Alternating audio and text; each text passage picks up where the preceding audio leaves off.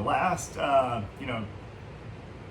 key factor, principle we talk about in receiving is kind of the motion of the glove. So we've talked about, getting from 6 to 3. We talked about setting our wall and coming through the ball side of the ball, what that may look like. But what the last thing that we want to talk about is what the glove movement is looking like, not necessarily up and down, but forward and backwards. What we tell our guys we want them to be is we want them to be an airplane, not an elevator. This is something that it varies. Watching different guys, I see some different techniques, but I feel like this technique is going to allow us it's going to give us the most adjustability and allow us to be the most consistent with our move to the baseball versus having to have multiple different moves based on the pitch or the location. So what we talk about being an airplane, not an elevator, is when you think about an airplane taking off, they don't just go straight up.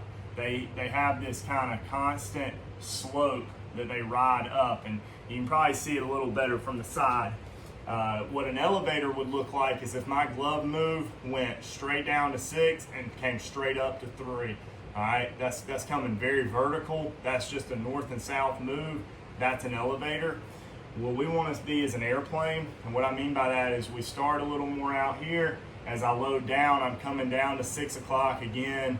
That technique varies a little bit on the individual, but I want to create a little bend in that elbow, and then as I go to make the catch, we can get into later, the elbow and the forearm and what needs to go first, but the big thing I need you to take away from this is that we're going to move through the catch. That elbow is going to start to extend out, and I'm going to be an airplane,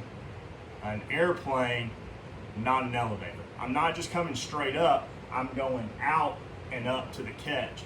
The reason we do that is it gives us some adjustability as that ball's coming in. Now, do we want to be so extended that our elbow's locked out? No, because now once we get locked out, we can't adjust. We're not as strong.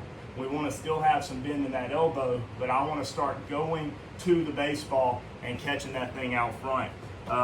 If you apply that, again, with the umpire in mind, the thing to keep in mind is let's say with airplanes, when you see an airplane up in the sky flying, it looks really small. When you get up close to it, it looks really big. The umpires are the same way. The further you're pushing them back and the further you have that ball away from the plate, the smaller the plate is. The closer you get that ball to the plate, the bigger the plate looks. So we want to get that ball closer to the plate to make it look larger to get more strike calls.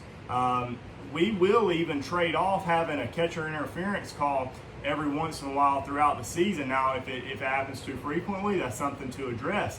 But 1 or 2 times throughout the course of the season is probably a good trade-off in terms of the strike calls that you're getting, the risk reward with those 2 ideas. So as we make our move to the ball, we're going to start at 3, we're going to load down to 6, we're going to end up back at 3. But as we're going back to 3, we want to set that wall, we want to be moving through the ball side of the ball, and we want to be an airplane to the catch, an airplane with the catch, not just an elevator up and down, north and south.